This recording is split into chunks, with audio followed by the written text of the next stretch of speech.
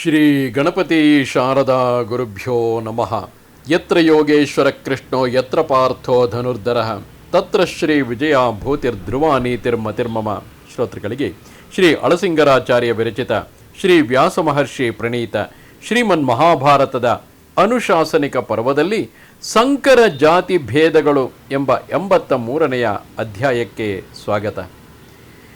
ಆಮೇಲೆ ಯುಧಿಷ್ಠಿರನು ತಿರುಗಿ ಭೀಷ್ಮನನ್ನು ಕುರಿತು, ತಾತ, ಮನುಷ್ಯನು ಹಣದಾಸೆಗಾಗಿಯೋ ಕಾಮಕ್ಕಾಗಿಯೋ ಇತರ ವರ್ಣದ ಸ್ತ್ರೀಯರಲ್ಲಿ ಸೇರುವನು. ಅಲ್ಲದೆ ಕೆಲವು ವೇಳೆ ಯಾರು ಯಾವ ಜಾತಿ ಎಂಬುದನ್ನು ತಿಳಿಯದೆಯೋ ಅಜ್ಞಾನದಿಂದಲೂ ಭಿನ್ನ ಜಾತಿಯ ಸ್ತ್ರೀ ಪುರುಷರಿಗೆ ಸಂಕರ ಉಂಟಾಗುವುದು. ಇಂತಹ ವರ್ಣಸಂಕರದಲ್ಲಿ ಹುಟ್ಟಿದ ಮಕ್ಕಳ ಧರ್ಮವಾವುದು, ಅವರ ಕರ್ಮಗಳಾವುವು, ಇವನ್ನೆಲ್ಲ ನನಗೆ ತಿಳಿಸಬೇಕು ಎನ್ನಲು ಭೀಷ್ಮರು ಹೇಳುತ್ತಾರೆ.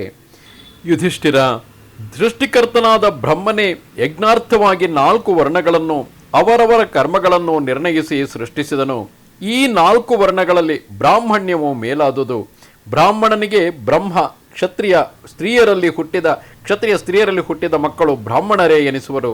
ಉಳಿದ 2 ವರ್ಣದ ಸ್ತ್ರೀಯರಲ್ಲಿ ಹುಟ್ಟಿದ ಮಕ್ಕಳು ತಾಯಿಯ ಜಾತಿಗೆ ಸಂಬಂಧಿಸುವರು. ಬ್ರಾಹ್ಮಣನಿಗೆ ಶೂದ್ರ ಸ್ತ್ರೀಯಲ್ಲಿ ಹುಟ್ಟಿದ ಪುತ್ರನು ಶವನೆಂದು ಕರೆಯಲ್ಪಡುವ. ಸಹಜ ಶೂದ್ರನಿಗಿಂತಲೂ ಸ್ವಲ್ಪ ಮೇಲಾದುದರಿಂದ ಅವನಿಗೆ ಪಾರಶವನೆಂದು ಹೆಸರು.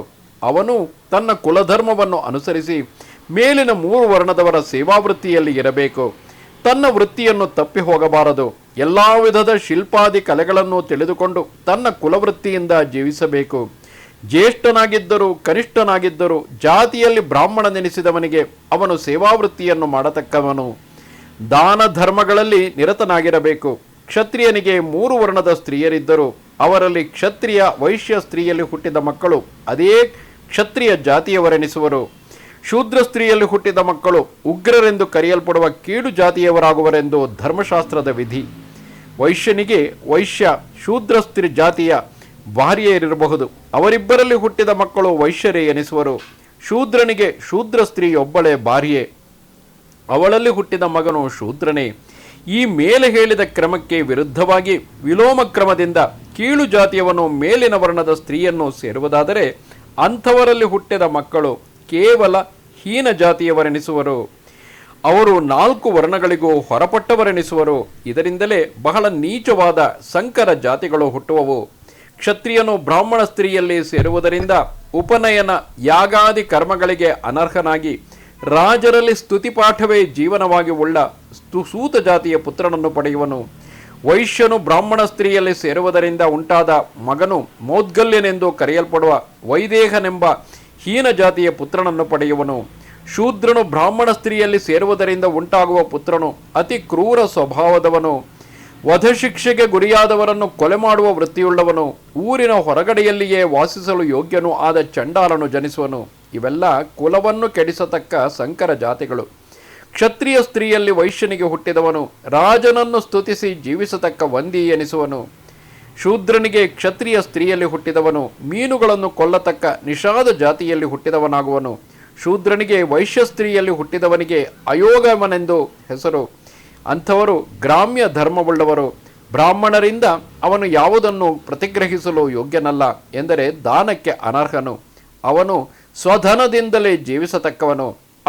ಅವರು ತಕ್ಷ ಜಾತಿಗೆ ಸೇರಿದವರು. ಅವರಿಗೂ ಸ್ವಜಾತಿಯ ಸ್ತ್ರೀಯಲ್ಲಿ ಹುಟ್ಟಿದ ಮಕ್ಕಳು ಆ ಜಾತಿಯ ಮಕ್ಕಳೇ ಆಗುವರು. ಹೀನ ಜಾತಿಯ ಸ್ತ್ರೀಯಲ್ಲಿ ಹುಟ್ಟಿದ ಮಕ್ಕಳು ಹೀನವಾದ ಆ ತಾಯಿಯ ಜಾತಿಯವರೆಂದೇ ಎನಿಸುವರು. 4 ವರ್ಣಗಳಲ್ಲಿ ಬ್ರಾಹ್ಮಣನು ಬ್ರಹ್ಮ ಕ್ಷತ್ರ ಜಾತಿಯ ಪುತ್ರರನ್ನೇ ಹುಟ್ಟಿಸುವಂತೆ 4 ವರ್ಣಕ್ಕೂ ಹೊರಗಾದವರಿಗೂ ಕೂಡ ಸ್ವಜಾತಿಯ ಸ್ತ್ರೀಯರಲ್ಲಿಯೋ ಅದಕ್ಕಿಂತ ಸ್ವಲ್ಪ ಕೀಳಾದ ಜಾತಿಯ ಸ್ತ್ರೀಯರಲ್ಲಿಯೋ ಹುಟ್ಟಿದ ಮಕ್ಕಳು ಆಯಾ ಜಾತಿಗೆ ಸೇರಿದವರಾಗುವರು. ಯಾವ ಪುರುಷನಿಗಾದರೂ ಸವರ್ಣ ಸ್ತ್ರೀಯಲ್ಲಿ ಹುಟ್ಟಿದ ಮಗನು ಸಮಾನ ವರ್ಣದವನೇ ಆಗುವನು. ಒಬ್ಬನು ಮತ್ತೊಬ್ಬನ ಪತ್ನಿಯ ಸಂಗಮದಿಂದ ಹುಟ್ಟಿದರೆ ವ್ಯಭಿಚಾರ ದೋಷದಿಂದ ಹುಟ್ಟಿದ ಆ ಮಕ್ಕಳೂ ನಿಂದಿತರೇ ಆಗುವರು.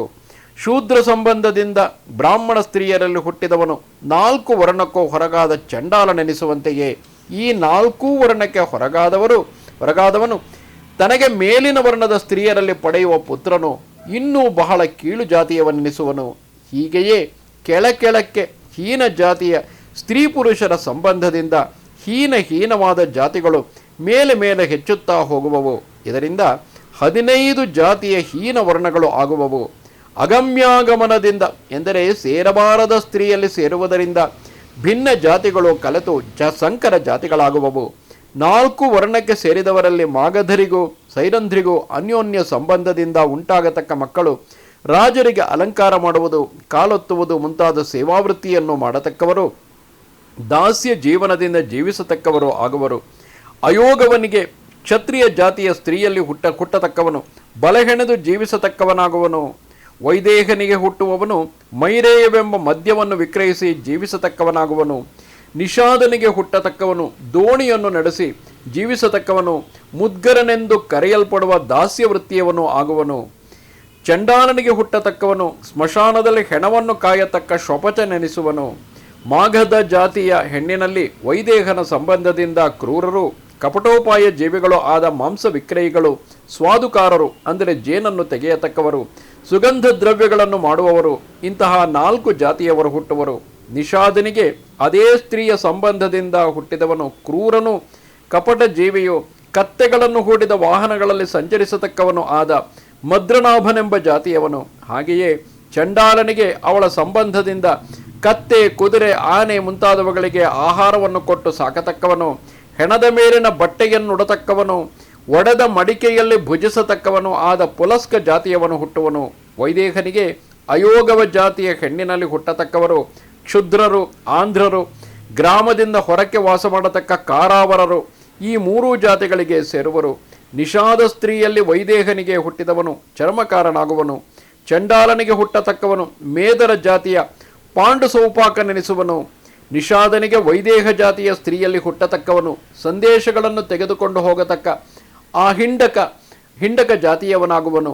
ಅದೇ ಸ್ತ್ರೀಯಲ್ಲಿ ಚಂಡಾಲನಿಗೆ ಹುಟ್ಟತಕ್ಕವನು ಚಂಡಾಲ ವೃತ್ತಿಯಿಂದಲೇ ಜೀವಿಸುವ ಸೌಭಗನಾಗುವನು. ನಿಷಾದ ಸ್ತ್ರೀಗೆ ಚಂಡಾಲನಿಂದ ಹುಟ್ಟತಕ್ಕವನು ಸ್ಮಶಾನವಾಸಿಯು, ಯಾವ ಜಾತಿಗೂ ಸೇರದ ಬಾಹಿರನೂ ಆದ ಅಂತೇವಸಾಯಿ ಎನಿಸುವನು.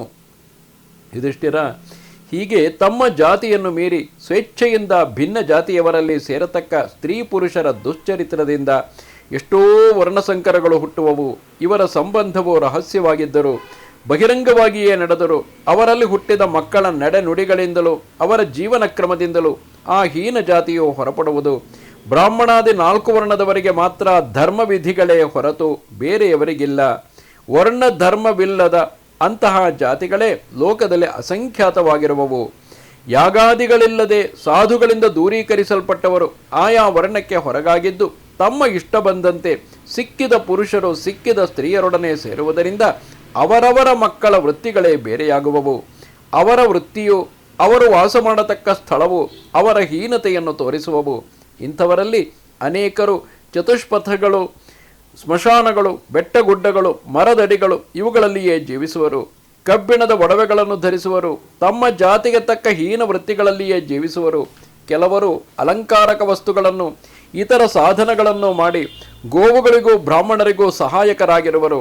ರಾಜ, ಅವರು ಹೇಗಿದ್ದರೂ ಅಹಿಂಸೆ, ದಯೆ, ಸುಳ್ಳಾಡದಿರುವುದು, ತಾಳ್ಮೆ, ಸ್ವಾಭಿಮಾನವನ್ನು ಬಿಟ್ಟು ಇತರರ ರಕ್ಷಣೆ, ಈ ಗುಣಗಳೆಲ್ಲ ಜಾತಿಯಿಂದ ಹೊರಗಾದವರಿಗೂ ಕೂಡ ಒಳ್ಳೆ ಸದ್ಗತಿಗೆ ಕಾರಣಗಳಾಗುವವು.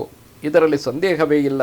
ಆದುದರಿಂದ ಬುದ್ಧಿಶಾಲಿಯಾದವನು ಶಾಸ್ತ್ರವನ್ನು ವಿಮರ್ಶಿಸಿ ತನಗೆ ವಿಧಿಸಲ್ಪಟ್ಟ ಸವರ್ಣ ಸ್ತ್ರೀಯಲ್ಲಿಯೇ ಸಂತತಿಯನ್ನು ಪಡೆಯಬೇಕು. ಹಾಗಿಲ್ಲದಿದ್ದರೆ ನೀರಿನಲ್ಲಿ ಈಜತಕ್ಕವನನ್ನು ಭಾರವಾದ ಶಿಲೆಯು ಹೇಗೆ ಅಧೋಗತಿಗೆ ಸೆಳೆದುಕೊಂಡು ಹೋಗುವುದೋ ಹಾಗೆ ಹೀನ ಜಾತಿ ಸಂಪರ್ಕವು ಅಧೋಗತಿಗೆ ತರುವುದು. ಲೋಕದಲ್ಲಿ ಸ್ತ್ರೀಯರು ಒಳ್ಳೆ ವಿವೇಕಿಗಳನ್ನು, ವಿವೇಕಹೀನರನ್ನು, ತಿಳಿದವರನ್ನು, ಮೂಢರನ್ನು ತಮ್ಮ ವಿಲಾಸಗಳಿಂದ ಮರಳಾಗಿಸಿ ಅವರನ್ನು ಕಾಮಕ್ರೋಧಗಳಿಗೆ ಈಡು ಮಾಡಿ ದುರ್ಮಾರ್ಗಕ್ಕೆ ಎಳೆಯುವರು. ಪುರುಷರನ್ನು ಕೆಡಿಸುವುದೆಂಬುದು ಸ್ತ್ರೀಯರಿಗೆ ಸಹಜ ಗುಣವು.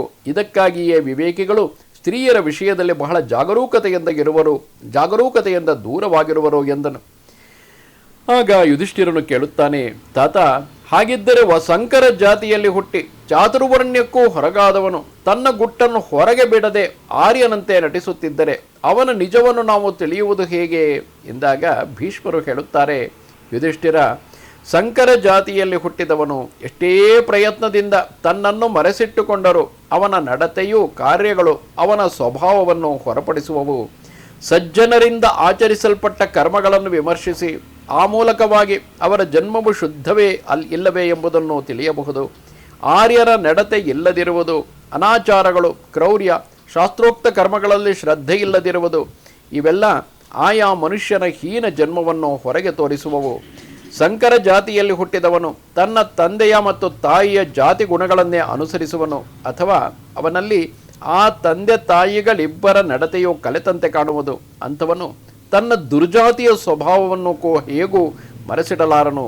ಆಕಾರವೇ ಕೆಲವು ವೇಳೆ ಅವರವರ ಗುಣಗಳನ್ನು ಹೊರಪಡಿಸುವವು. ತಂದೆ ತಾಯಿಗಳ ರೂಪಗಳು ಅವನಲ್ಲಿ ತೋರುವವು. ಅವನ ಗುಣ ಸ್ವಭಾವಗಳು ಅದಕ್ಕೆ ತಕ್ಕಂತೆಯೇ ಇರುವವು. ಹುಲಿಯ ವೀರ್ಯದಿಂದ ಹುಟ್ಟಿದುದು ಹುಲಿಯ ಜಾತಿಗೆ ಸೇರುವಂತೆ ಮನುಷ್ಯನೂ ಕೂಡ ತನಗೆ ಉತ್ಪತ್ತಿ ಕಾರಣರಾದ ತಂದೆ ತಾಯಿಗಳ ಗುಣಗಳನ್ನೇ ಹೊಂದಿರುವನು. ಕುಲವೆಂಬ ಪ್ರವಾಹವು ದಾರಿ ತಪ್ಪಿ ಹೋಗುವುದರಿಂದಲೇ ಜಾತಿ ಸಾಂಕರ್ಯ ಉಂಟಾಗುವುದು. ಆ ಸಾಂಕರ್ಯದ ಗುಣವು ಮನುಷ್ಯನಲ್ಲಿ ಸ್ವಲ್ಪವಾಗಿಯೋ ಹೆಚ್ಚಾಗಿಯೋ ತೋರದಿರಲಾರದು. ಹೀನ ಜಾತಿಯಲ್ಲಿ ಹುಟ್ಟಿ ಆರ್ಯನಂತೆ ನಟಿಸುತ್ತಾ ಕಪಟದಿಂದ ಡಾಂಭಿಕನಾಗಿ ವರ್ತಿಸುತ್ತಿದ್ದರೆ ಕೂಡ ಅವನು ಅವರ್ಣನೆ ಎಂಬುದನ್ನು ಅವನ ಗುಣವೇ ತೋರಿಸುವುದು. ಒಟ್ಟಿನಲ್ಲಿ ಇಲ್ಲಿ ವಿಶೇಷವಾಗಿ ಆಯಾ ವರ್ಣದವರು, ಅಥವಾ ಈಗಿನ ಕಾಲದ ಲೆಕ್ಕದಲ್ಲಿ ಹೇಳುವುದಾದರೆ ಆಯಾ ಜಾತಿಯವರು ಅದೇ ಜಾತಿಯವರೊಡನೆ ವಿವಾಹವಾದಾಗ ಹಿಂದಿನ ಕಾಲದ ಸಮಾಜ ಪದ್ಧತಿಯಲ್ಲಿ ಕೆಲವೊಂದು ಕುಲಕಸುಬುಗಳು, ಬಡಗಿಯಾಗಿರಬಹುದು, ಕಮ್ಮಾರನಾಗಿರಬಹುದು, ಕುಂಬಾರನಾಗಿರಬಹುದು, ಚಮ್ಮಾರನಾಗಿರಬಹುದು, ವಿಶೇಷವಾಗಿ ಹೇಳಬೇಕೆಂದರೆ ಈಗಿನ ಕಾಲದಲ್ಲಿ ಕಾಷ್ಟಶಿಲ್ಪಿ, ಚರ್ಮಶಿಲ್ಪಿ ಎಂದು ಹೇಳುತ್ತಾರೆ.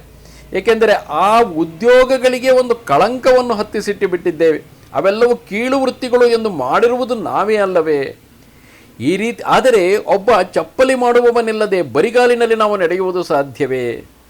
ಒಬ್ಬ ಕಾಷ್ಟಶಿಲ್ಪಿ ಇಲ್ಲದೆ ಹೋದರೆ, ಒಬ್ಬ ಅಂದರೆ ಕಲ್ಲಿನಲ್ಲಿ ಕೆತ್ತುವಂತಹ ಶಿಲ್ಪಿಯ ಕೆಲಸವನ್ನು ಮಾಡದೆ ಹೋದರೆ ಇಂದಿನ ದೇವಸ್ಥಾನಗಳನ್ನಾಗಲಿ ಅದರ ಸುಂದರ ವಿಗ್ರಹಗಳನ್ನಾಗಲಿ ಕಾಣುವುದು ಸಾಧ್ಯವಿತ್ತೆ?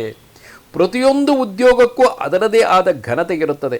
ಆದರೆ ಆ ಘನತೆಯನ್ನು ಅವರವರೇ ಕಳೆದುಕೊಂಡು ಬೇರೆ ಇನ್ಯಾರನ್ನೋ ನೋಡಿ, ಅದೇ ದೇವಸ್ಥಾನದಲ್ಲಿ ಪೂಜೆ ಮಾಡುವ ಪೂಜಾರರನ್ನು ನೋಡಿ, ಅವರಿಗೆ ಸಿಗುವ ಗೌರವವನ್ನು ನೋಡಿ ನಾನು ಅವರಂತೆಯೇ ಆಗಬೇಕು ಎಂದು ಆ ಗೌರವ ಕೀರ್ತಿಯ ಹಿಂದೆ ಬಿದ್ದು, ಅಥವಾ ಹಣದ ಹಿಂದೆ ಬಿದ್ದು, ಯಾರೋ ಒಬ್ಬ ವ್ಯಾಪಾರಿಯನ್ನು ನೋಡಿ ಅಥವಾ ಕ್ಷತ್ರಿಯನನ್ನು ನೋಡಿ ಆತನ ಅಧಿಕಾರದ ಹಿಂದೆ ಬಿದ್ದು ನಾವು ನಮ್ಮ ಕುಲಕಸುಬನ್ನು ಬಿಟ್ಟು ಬೇರೆ ಕುಲಕಸುಬಿಗೆ ಪ್ರತಿಯೊಬ್ಬರೂ ಹೋಗಲಾರಂಭಿಸಿದರೆ, ಇತ್ತ ಹೇಗೆ ಭಗವದ್ಗೀತೆಯಲ್ಲಿ ಭಗವಂತನು ಹೇಳುತ್ತಾನೋ, ಸ್ವಧರ್ಮೇ ನಿಧನಂ ಶ್ರೇಯ, ತನ್ನ ಧರ್ಮದಲ್ಲಿ ತಾನು ಸತ್ತರೂ ಚಿಂತೆ ಇಲ್ಲ, ಅದರಲ್ಲಿ ಜೀವನ ನಡೆಸುವುದು ಉತ್ತಮ. ಪರಧರ್ಮವು ಯಾವತ್ತೂ ಭಯಾವಹವಾದುದು. ಏಕೆಂದರೆ ತಾನು ಸ್ವಭಾವತಃ ಯಾವ ರೀತಿಯಲ್ಲಿ ಬಂದಿದ್ದಾನೋ ಅದನ್ನು ಬಿಟ್ಟು ಬೇರೊಂದು ಮಾರ್ಗವನ್ನು ಹಿಡಿದಾಗ ಇತ್ತಲೂ ಇಲ್ಲ ಅತ್ತಲೂ ಇಲ್ಲ ಎನಿಸಿಕೊಳ್ಳುತ್ತಾನೆ. ಆದ್ದರಿಂದ ವ್ಯಕ್ತಿಯಾದವನಿಗೂ ತೊಂದರೆ. ಇನ್ನೊಂದೆಡೆ ಸಮಾಜಕ್ಕೆ ಕೆಲವೊಂದು ಕುಲಕಸುಬುಗಳೇ ಮಾಯವಾಗಿ ಹೋಗಿಬಿಡಬಹುದು. ಇವತ್ತಿಗೆ ಅದೆಷ್ಟೋ ಕುಲಕಸುಬುಗಳು ಆ ಒಂದು ನಾಜೂಕು, ಆ ಒಂದು ನಯಗಾರಿಕೆ, ಕಲೆಗಾರಿಕೆಗಳು ಮಾಯವಾಗಿಯೇ ಹೋಗಿವೆ. ಏಕೆಂದರೆ ಅದನ್ನು ನಡೆಸುತ್ತಿದ್ದವರೇ ಅದನ್ನು ಕೀಳು ಎಂದು ಭಾವಿಸಿದ್ದರಿಂದ ಅವರೇ ಅದನ್ನು ಕೊಂದು ಹಾಕಿದ್ದಾರೆ. ಈಗ ಆ ಕುಲಕಸುಬುಗಳೇ, ಆ ಒಂದು ಕಲೆಗಾರಿಕೆಯೇ ಇಲ್ಲವಾಗಿ ಹೋಗಿದೆ. ಎಲ್ಲರೂ ಒಂದೇ ರೀತಿ ಇರಬೇಕೆಂಬ ಹುಚ್ಚುತನದಲ್ಲಿ, ಸೋಷಿಯಲಿಸಮ್, ಕಮ್ಯುನಿಸಂ, ಈ ಹುಚ್ಚುತನದಲ್ಲಿ ಎಲ್ಲರೂ ಒಂದೇ ರೀತಿ ಇರುವುದು ಸಾಧ್ಯವೇ? ಎಲ್ಲರ ಗುಣವೂ ಒಂದೇ ರೀತಿಯಾಗಿ ಇರುವುದು ಸಾಧ್ಯವೇ? ಎಲ್ಲರ ಸ್ವಭಾವವೂ ಒಂದೇ ರೀತಿಯಾಗಿ ಇರಬೇಕಾದರೆ ಅವರು ಕಾರ್ಖಾನೆಯಲ್ಲಿ ತಯಾರಾದಂತಹ ಗೊಂಬೆಗಳಾಗಿರಬೇಕು. ಮನುಷ್ಯ ಜೀವನದಲ್ಲಿ ಪ್ರತಿಯೊಬ್ಬನ ಗುಣವೂ ಭಿನ್ನವಾಗಿರುತ್ತದೆ. ಒಬ್ಬನು ಅಧ್ಯಯನವನ್ನು ಆಸೆಪಟ್ಟರೆ ಇನ್ನೊಬ್ಬ ಅಧಿಕಾರವನ್ನು ಆಸೆ ಪಡಬಹುದು. ಮತ್ತೊಬ್ಬ ವಾಣಿಜ್ಯ ವ್ಯವಹಾರದಲ್ಲಿ ಆಸಕ್ತನಾದರೆ ಮತ್ತೊಬ್ಬ ಅಂದರೆ ತನ್ನ ಕುಶಲ ಕೈ ಕೆಲಸದಲ್ಲಿ ಆಸಕ್ತನಾಗಿದ್ದು ತನ್ನ ಕುಶಲ ಕೈಗಾರಿಕೆಗಳನ್ನೇ ಮಾಡಿಕೊಳ್ಳುತ್ತಾ ಅಥವಾ ಯಾರ ಕೆಳಗೋ ಸಂಬಳಕ್ಕಾಗಿಯೇ ದುಡಿಯುತ್ತಾ ಜೀವನ ಮಾಡಬಹುದು. ಸಮಾಜದ ದೃಷ್ಟಿಯಲ್ಲಿ ಓದಿಕೊಂಡವನು ದೊಡ್ಡವನೆನಿಸಬಹುದು, ಅಧಿಕಾರ ಮಾಡುವವನನ್ನು ಗೌರವಿಸಬಹುದು, ಹಣವಿದ್ದವನನ್ನು ಹಣವಿದೆ ಎಂಬ ಕಾರಣಕ್ಕಾಗಿ ಬೆಲೆ ಸಿಗಬಹುದು, ಹಾಗೂ ಕೆಲಸ ಮಾಡುತ್ತಿರುವವನನ್ನು, ಸಂಬಳಕ್ಕಾಗಿ ಕೆಲಸ ಮಾಡುವವನನ್ನು ಕೀಳಾಗಿ ಕಾಣಬಹುದು. ಅದು ಸಮಾಜದ ಗುಣ. ಸಮಾಜದ ಗುಣವನ್ನು ಯಾರೂ ಬದಲಾಯಿಸಲು ಸಾಧ್ಯವಿಲ್ಲ. ಸಮಾಜದಲ್ಲಿ ಜನರು ಇರುವುದೇ ಹಾಗೆ. ಆದರೆ ನಮಗೆ ಯಾವ ರೀತಿಯಾದ, ನಮ್ಮ ಸ್ವಭಾವ ಯಾವ ರೀತಿ ಇರುವುದೋ, ನಮ್ಮ ಸ್ವಭಾವಕ್ಕೆ ಯಾವ ರೀತಿಯಾದ ಕೆಲಸವು ರುಚಿಸುವುದೋ ಅದನ್ನೇ ನಾವು ಸ್ವಧರ್ಮ ಎನ್ನುತ್ತೇವೆ. ಅದರಲ್ಲಿಯೇ ಮುಂದುವರಿದಿದ್ದೆ ಆದರೆ ಖಂಡಿತವಾಗಿ ವ್ಯಕ್ತಿಯೂ ನೆಮ್ಮದಿಯಿಂದ ಇರುವುದಕ್ಕೆ ಸಾಧ್ಯ. ಮುಂದೆ ಸಮಾಜಕ್ಕೂ ಕೂಡ ಅದು ಎಲ್ಲ ರೀತಿಯ ಜನರನ್ನು ಒದಗಿಸಿಕೊಡುವುದರಿಂದ ಸಮಾಜದಲ್ಲಿ, ಅಂದರೆ ಒಂದು ಕಡೆ ಎಲ್ಲವೂ ಬಿಳಿ ಬಣ್ಣವೇ ಆದರೆ, ಎಲ್ಲವೂ ಕೆಂಪು ಬಣ್ಣವೇ ಆದರೆ, ಅಥವಾ ಎಲ್ಲವೂ ಕೂಡ ಒಂದು ವಿಚಿತ್ರವಾದ ಬಿಳಿ, ಹಳದಿ ಅಥವಾ ಇನ್ಯಾವುದೋ ಬಣ್ಣವಿದ್ದರೆ ಚೆನ್ನಾಗಿ ಕಾಣುತ್ತದೆಯೇ? ಬಣ್ಣ ಬಣ್ಣದಿಂದ ಕೂಡಿದಾಗ ಮಾತ್ರವೇ ಚಿತ್ರ ಸೊಗಸಾಗಿ ಕಾಣುವುದಲ್ಲವೇ? ಹಾಗೆ ಒಂದು ಸಮಾಜ ಸುಸ್ಥಿತಿಯಲ್ಲಿ ಇರಬೇಕಾದರೆ ಎಲ್ಲ ರೀತಿಯ ಜನರು ಅಲ್ಲಿರಬೇಕು. ಎಲ್ಲ ಜಾತಿಯ ಜನರು ಅವರವರ ಜಾತಿಯ ಬಗ್ಗೆ ಅಭಿಮಾನವನ್ನು ಹೊಂದಿ, ಅವರವರ ಕುಲಕಸುಬಿನ ಬಗ್ಗೆ ಅಭಿಮಾನವನ್ನು ಹೊಂದಿ ಅದನ್ನು ಮುನ್ನಡೆಸಿಕೊಂಡು ಹೋಗುವಂತಹವರಾಗಿರಬೇಕು. ಅದರ ಬಗ್ಗೆ ಕೀಳರಿಮೆ ಬೆಳೆಸಿಕೊಳ್ಳುವುದು, ಬೇರೊಬ್ಬರದು ಹಿರಿಯದು ಅವರು ಹೇಳಿಕೊಳ್ಳಲಿ, ಬೇಕಾದರೆ ಬ್ರಾಹ್ಮಣರು ಬೇಕಾದರೆ ಹೇಳಿಕೊಳ್ಳಲಿ ನಾವೇ ಶ್ರೇಷ್ಠರೆಂದು. ಹಾಗೆಂದ ಮಾತ್ರಕ್ಕೆ ಎಲ್ಲರೂ ಬ್ರಾಹ್ಮಣರಾಗುವುದು ಸಾಧ್ಯವಿಲ್ಲವಲ್ಲ. ಅಧ್ಯಯನ ಎಲ್ಲರಿಗೂ ರುಚಿಸುವುದಿಲ್ಲವಲ್ಲ, ಎಲ್ಲರಿಗೂ ಅದರಲ್ಲಿ ಆಸಕ್ತಿ ಹುಟ್ಟಬೇಕಲ್ಲ. ಆದ್ದರಿಂದ ನಮ್ಮ ಸ್ವಭಾವವನ್ನು ನೋಡಿಕೊಂಡು ಆ ಸ್ವಭಾವದಲ್ಲಿ ಮುಂದುವರಿಯುವುದು ಶ್ರೇಯಸ್ಕರ ಎಂಬುದನ್ನು ಹೇಳುವ ಸಲುವಾಗಿ ಭೀಷ್ಮಾಚಾರ್ಯರು ಇಲ್ಲಿ ಎಲ್ಲ ರೀತಿಯಲ್ಲೂ ಸುತ್ತಿ ಬಳಸಿ ವರ್ಣಸಂಕರ, ಜಾತಿ ಸಂಕರ, ಇವತ್ತು ಯಾವುದನ್ನು ನಾವು ಅಂತರ್ಜಾತೀಯ ವಿವಾಹ ಅದೇನೋ ಬಹಳ ದೊಡ್ಡ ಕ್ರಾಂತಿಯನ್ನುಂಟು ಮಾಡುತ್ತದೆ ಎಂದು ಏನನ್ನು ಹೇಳುತ್ತಿದ್ದೇವೋ, ಸಮಾಜದಲ್ಲಿ ಅದರಿಂದ ಒಂದು ಕ್ರಾಂತಿಯಾಗಬಹುದು. ಆ ಕ್ರಾಂತಿ ಸಮಾಜವನ್ನು, ವ್ಯಕ್ತಿಯನ್ನು ನಾಶ ಮಾಡುವಂತೆ ಇರಬಾರದಲ್ಲವೇ? ಸಮಾಜಕ್ಕೆ ಅದು ಪೂರಕವಾಗಿರಬೇಕಲ್ಲವೇ? ಅದನ್ನು ಗಮನಿಸಿಕೊಳ್ಳಬೇಕು. ಈ ರೀತಿಯಾಗಿ ನಡತೆಯಲ್ಲಿಯೂ ವೃತ್ತಿಯಲ್ಲಿಯೂ ಮನುಷ್ಯನ ಜಾತಿಯು ವ್ಯಕ್ತಪಡುವುದು ಅದನ್ನು ತಪ್ಪಿಸಲು ಸಾಧ್ಯವಲ್ಲ. ಅವನ ರೂಪವೂ ಗುಣವು ಅವನ ಹುಟ್ಟುಗುಣಕ್ಕೆ ವಿರುದ್ಧವಾಗಿ ಹೋಗಲಾರದು. ಇದರಿಂದಲೇ ಜನರಲ್ಲಿ ಉತ್ತಮ, ಮಧ್ಯಮ, ಅಧಮಗಳೆಂಬ 3 ಬಗೆಯ ಸ್ವಭಾವಗಳು ಕಲೆತಂತೆ ತಲೆದೋರುವವು. ಅವನ ಸತ್ವಗುಣವುಳ್ಳ ದೇಹವು ಮಾತ್ರವೇ ಅವನನ್ನು ಹುಟ್ಟುಗುಣದಿಂದ ಹಿಂತಿರುಗಿಸಲಾರದು. ನಡತೆಯಿಲ್ಲದವನು ಉತ್ತಮ ಕುಲದವನಾಗಿದ್ದರೂ ಪೂಜಾರ್ಹನಲ್ಲ. ಜಾತಿಯಲ್ಲಿ ಶೂದ್ರನಾಗಿದ್ದರೂ ಧರ್ಮಜ್ಞನಾಗಿರುವವನು ಪೂಜ್ಯನೇ. ಮನುಷ್ಯನ ನಡೆ, ನುಡಿ, ವೃತ್ತಿ, ಶೀಲ, ಸ್ವಭಾವಗಳೇ ಅವನ ಜಾತಿಯನ್ನು ಹೊರಪಡಿಸುವವು. ಒಬ್ಬ ಮನುಷ್ಯನು ಕುಲಭ್ರಷ್ಟನಾಗಿದ್ದರೂ ಕೂಡ ತನ್ನ ಕರ್ಮಗಳಿಂದ ತಿರುಗಿ ತನ್ನ ಕುಲವನ್ನು ಪ್ರಕಾಶಕ್ಕೆ ತರಬಲ್ಲನು. ಶುದ್ಧ ಜಾತಿ, ಸಂಕರ ಜಾತಿಗಳೆನಿಸಿದ ಎಲ್ಲ ಜಾತಿಗಳಲ್ಲಿಯೂ ಮನುಷ್ಯನು ತನ್ನ ಸಂತಾನಕ್ಕೆ ಯೋಗ್ಯವಲ್ಲದ ಸಂಬಂಧವನ್ನು, ಅಂದರೆ ತನಗೆ ಹುಟ್ಟುವ ಮಕ್ಕಳು ಈ ರೀತಿಯಾದ ಸಂಬಂಧದಿಂದ ಸಮಾಜದಲ್ಲಿ ಹುಟ್ಟುವ ಮಕ್ಕಳು ಯೋಗ್ಯರಾಗಿರುವರೇ ಇಲ್ಲವೇ ಎಂಬುದನ್ನು ಗಮನಿಸಿ ಯೋಗ್ಯವಲ್ಲದ ಸಂಬಂಧವನ್ನು ಯಾವಾಗಲೂ ಪರಿತ್ಯಜಿಸಬೇಕು. ಇಲ್ಲಿ ಸಂಬಂಧಕ್ಕಿಂತ ಹೆಚ್ಚಿಗೆ ಆ ಸಂಬಂಧದಿಂದ ಹುಟ್ಟುವ ಮಕ್ಕಳು ನಾಳಿನ ಸಮಾಜವನ್ನು ಕಟ್ಟುವವರಾದ್ದರಿಂದ ಸಂತಾನವನ್ನು ಗಮನದಲ್ಲಿ ಇಟ್ಟುಕೊಂಡು ಸಂಬಂಧವನ್ನು ಮಾಡಬೇಕು ಎಂದು ಹೇಳುತ್ತಿದ್ದಾರೆ. ಇದು ಶ್ರೀಮನ್ ಮಹಾಭಾರತದ ಅನುಶಾಸನಿಕ ಪರ್ವದಲ್ಲಿ 83ನೆಯ ಅಧ್ಯಾಯವು. ನಮಸ್ತೆ ಶಾರದೆ ದೇವಿ ಕಾಶ್ಮೀರ ಪುರವಾಸಿನಿ ತ್ವಾಮಹಂ ಪ್ರಾರ್ಥಯೇ ನಿತ್ಯಂ ವಿದ್ಯಾದಾನಂಚ ದೇಹಿಮೆ. ನಮಸ್ಕಾರ.